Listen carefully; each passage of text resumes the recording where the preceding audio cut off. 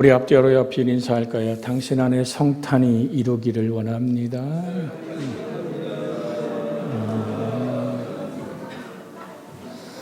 할렐루야. 자, 너를 위하여 구주가 나셨으니, 이 말씀은 참으로 누구를 위하여 주님이 이 땅에 오셨다고요? 바로 나를 위하여. 다시 한번 옆에 사람에게 당신을 위하여 예수님이 이 땅에 오셨습니다. 그런데 오늘 본문의 주제가 누구냐 하면 주 예수 그리스도이고, 그 그리스도 안에서 주어지는 만남이 목자들이라고 쓰여 있습니다. 누가복음 2장 8절에 그 중에 목자들이 밖에서 밤에 자기 양을 지키더니라고 시작합니다. 그런데 우리는 목자 그러면 익숙하게 들어서 여호와는 나의 목자시니 내게 부족함이 없다라고 얘기하지만, 그 당시의 목자들은요, 참 유대인에게서 정직하지 않고 정결하지 못한 분류의 사람들 중에 하나가 목자입니다. 그들은 지금도 오늘 일터에 나가고 오늘 점포의 문을 열어야 되는, 출근해야 되는 우리 교우들이 있기에 이 성탄의 아침에 참석하지 못했지요. 그와 같이 목자들은 들판에서 자기 양을 지키는데, 쉽게 얘기하면 이렇게 합니다. 저 작것들, 이런 손가락질을 받는 사람이 바로 목자들이었습니다.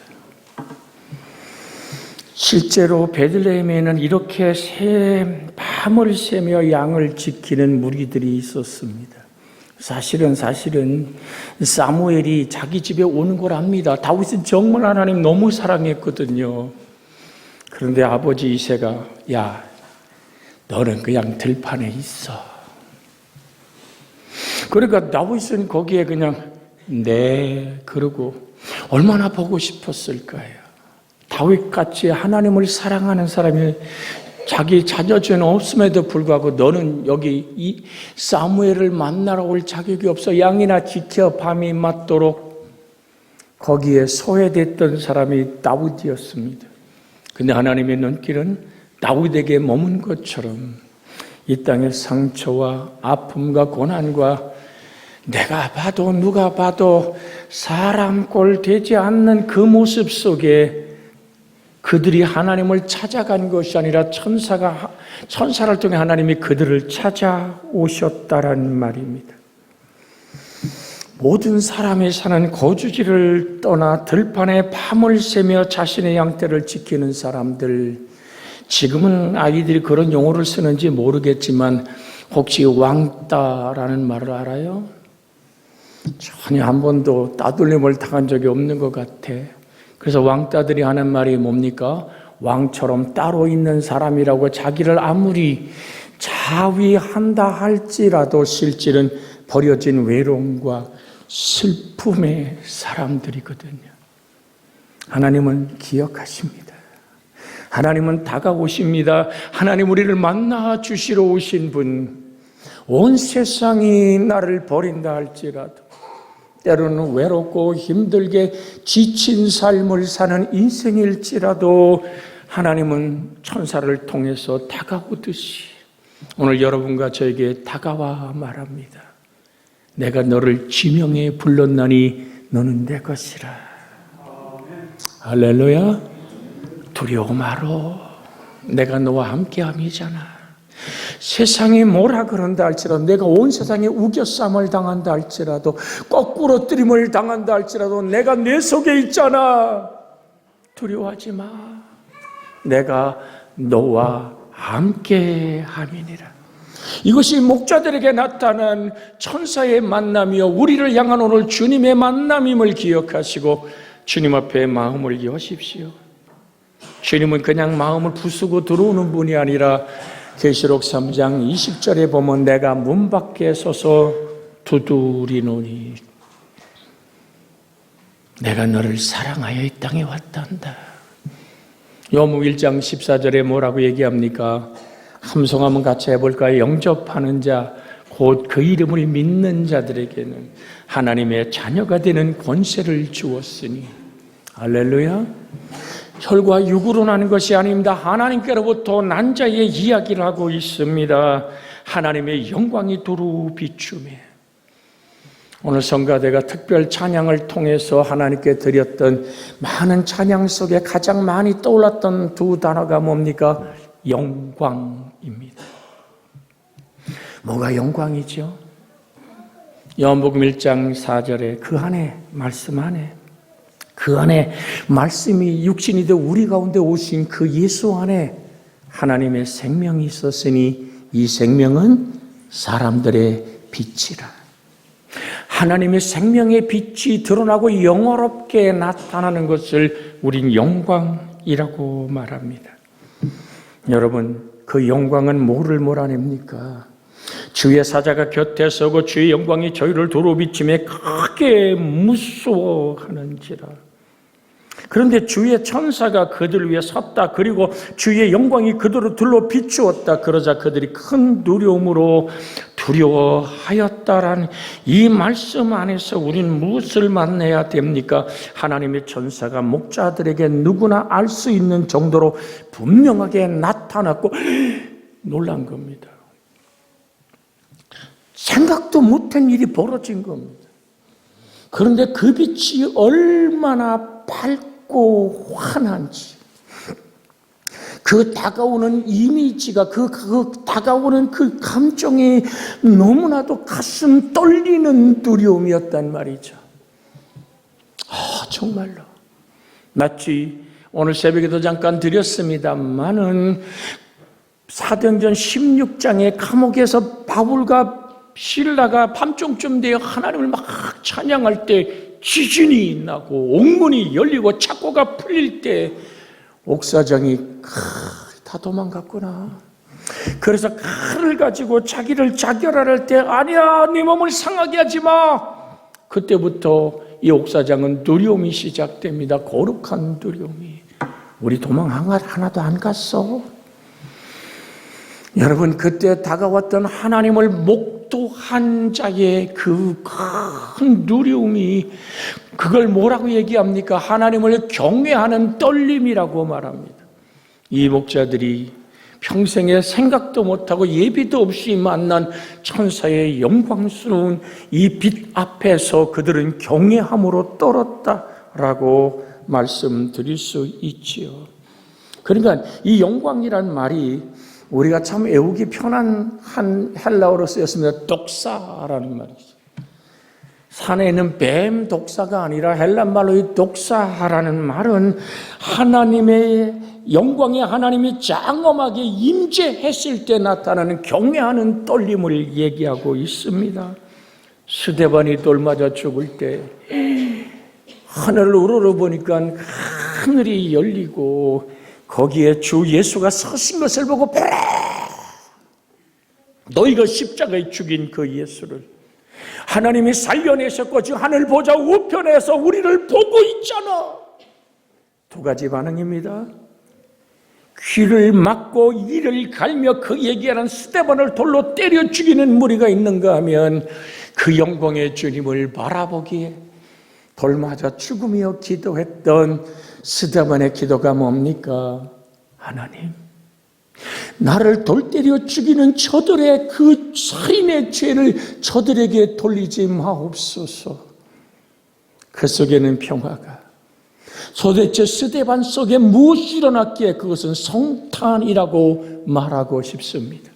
스데반 속에 예수 그리스도의 영광의 빛이 찬란하게 빛날 때 그는 주님이 십자가의 나무에 달려 우리의 저주를 걸머쥐고 우리의 죄와 허물이 되어 피 쏟으며 그 피를 우리에게 뿌리고 그 살을 찢어 우리에게 먹이시는 예수 그리스도의 그 큰 사랑이 스데반 속에는 성탄이 되어 예수 그 안에 삶이 되어 주님이 드렸던 저들이 하는 일을 저들이 알지 못합니다. 저들의 죄를 용서하여 주옵소서라고 기도하시던 주님의 기도가 스데반 속에 재현된 게 뭡니까? 오 주님이 그 안에 성탄했기 때문입니다. 우린 자주 부딪히는 일에 분노하지요. 여러분, 환경이 또한 조건이 살아가는 삶이 우리를 분하게 하고 우리를 슬프게 할 때 우리는 어떤 영적인 모습이 될까요? 그 속에 내가 자리 잡기 시작하면 마음이 어두워진답니다. 슬픔과 좌절과 복수심에 타오른 어두운 마음은 진리를 분별하지 못합니다. 또한 내 속에 임했던 평생에 하나님을 사랑했던 온유라는 집이 무너져버리고 맙니다. 어떻게 이길까요? 예수님이 땅에 오실 때 그 이름을 뭐라고 하라? 예수라 하라. 예수란 이름의 뜻이 뭐죠? 자기 백성을 저희 죄에서 용서할 자. 우리 한번 말씀을 같이 성탄에게 나눕니다. 예수님은 나의 죄를 용서하라 이 땅에 오셨습니다. 참 주의 은혜가 있기를 원합니다. 어저께 우리 윤기백 전사님이 2부 행사에 많이 준비한 것 같아. 와 있어서도 컨셉으로 사격대 밖으로 살짝 내놓고 아이들이 뭐 준비는 많이 했는데 안 따라하죠. 그래도 그 모든 것을 이렇게 넘기는 것을 이렇게 보았습니다.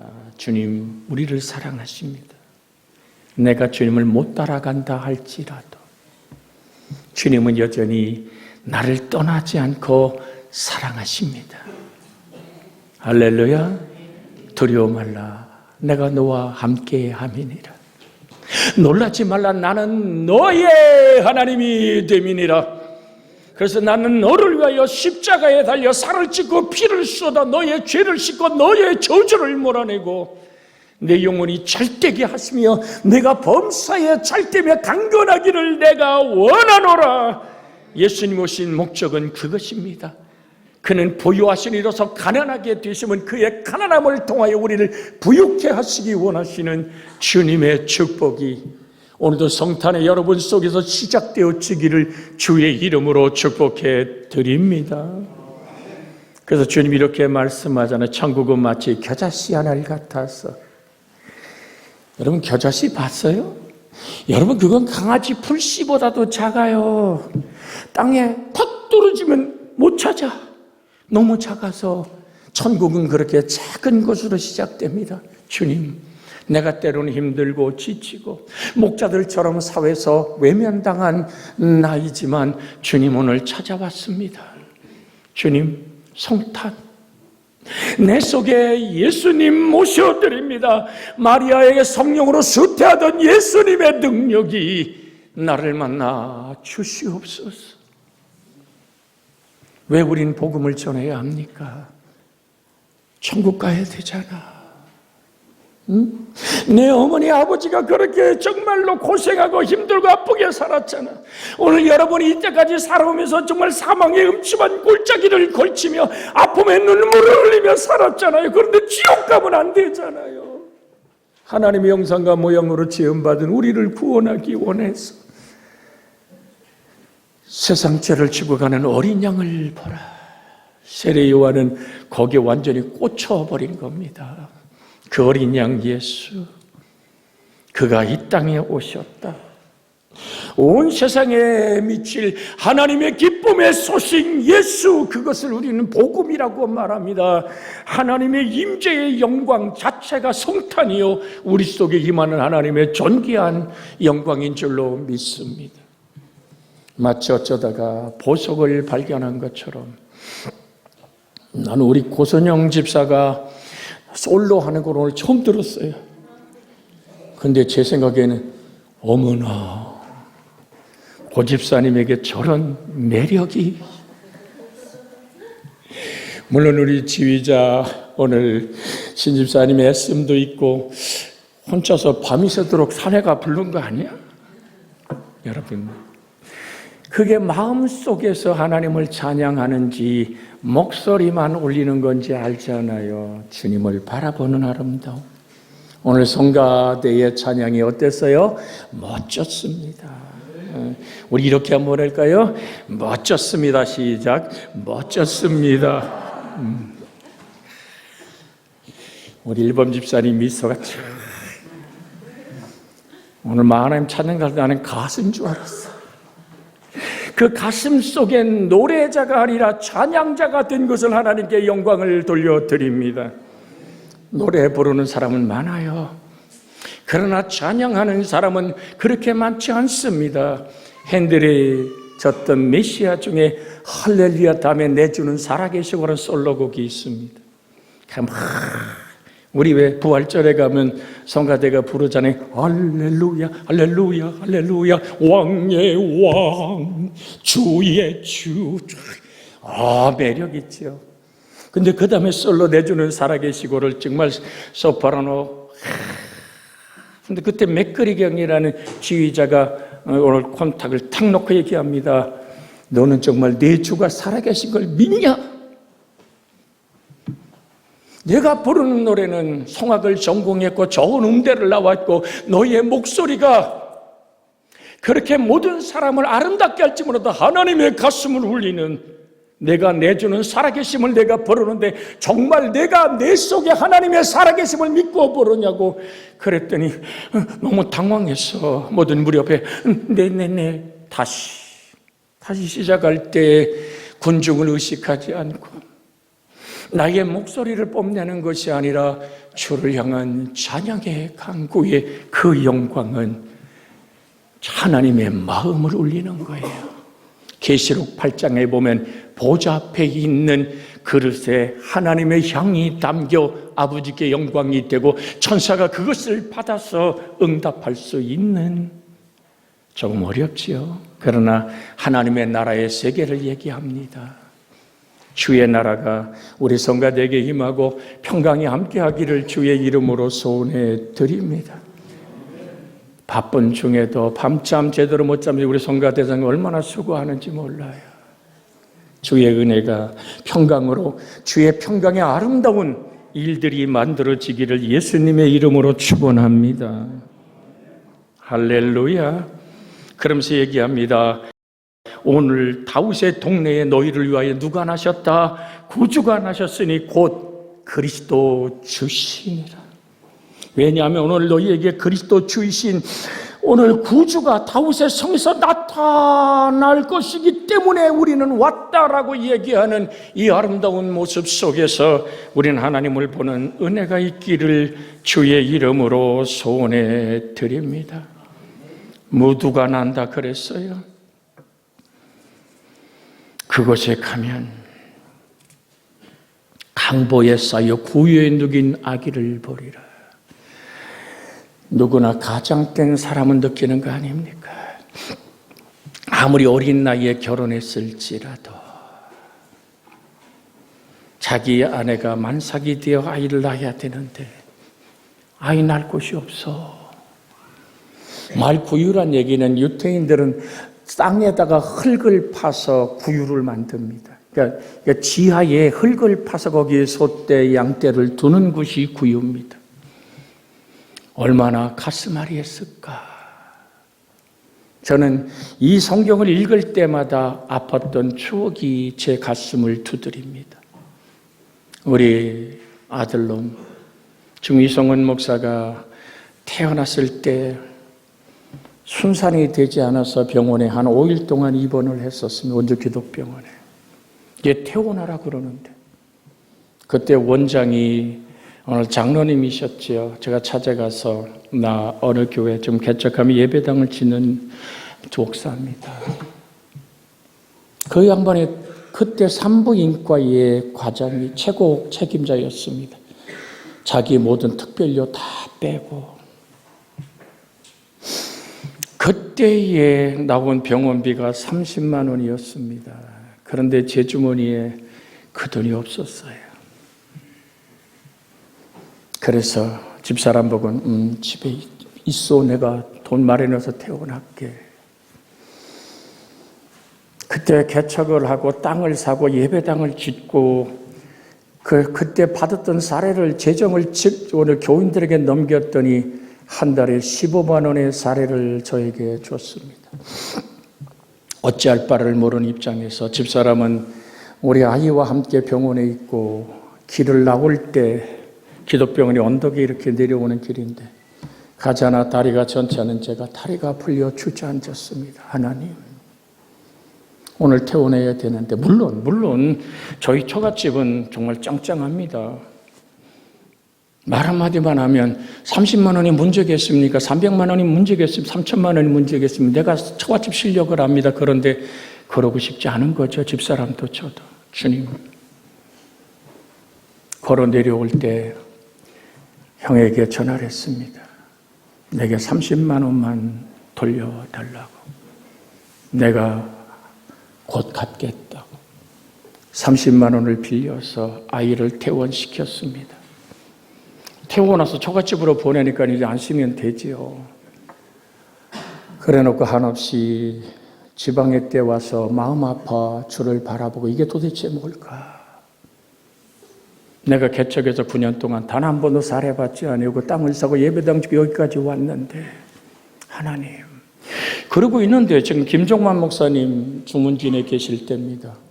나를 부르더니 이영수 목사, 그냥 봉투를 하나 꺼내줘. 우리 아들놈 장학금인데, 등록금인데 장학금 받아서 이 목사 애 낳다지 힘들지 그러고 주는 거예요. 그 다음에 또 갚고 또 그에게 사랑을 전해 보았습니다만 그 생각이 지금 떠오르는 거예요. 오죽하면 자기의 아들 하나 낳았는데 누일 곳이 없어 말구 위에 누이고 그걸 강보에 싸서 누였다는 이 사실 하나가, 주님의 오심은 그렇게 이 땅에 버려지고 아픔 많은 세상에 오셨던 거죠. 호련히 허다한 천군 천사가 함께 하나님을 찬송하여 가로되 지극히 높은 곳에서는 뭐요? 하나님께 영광이요 땅에서는 기뻐하심을 받은 자들에게 평화로다. 주님은 이 땅에 살찌고 피 쏟아 부활의 승리로 다가와 말합니다. 너희에게 평강이 있을지어다. 이 승리의 평강이 예수 오심의 성탄으로 여러분과 제 가슴속에 이루어지기를 주의 이름으로 축복해 드립니다. 이 시간 합심하여 기도합니다. 주님, 내 속에 오시옵소서. 주의 평강으로 나를 주장해 주시옵소서라고 간구하기를 원합니다. 주여!